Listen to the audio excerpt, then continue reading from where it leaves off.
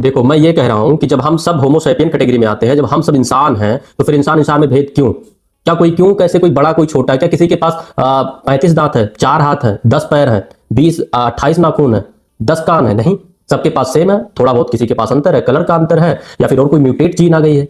इसके हिसाब से कोई छोटा या बड़ा कैसे हो सकता है?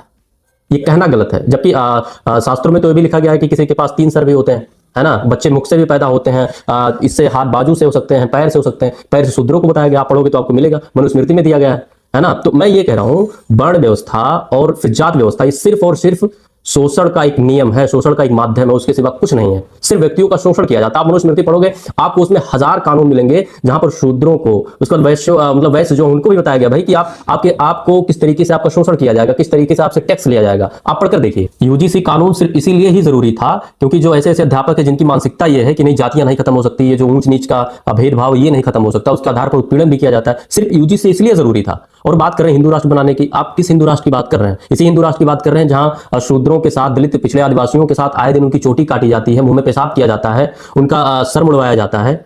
आप इस हिंदू राष्ट्र की बात करते हैं?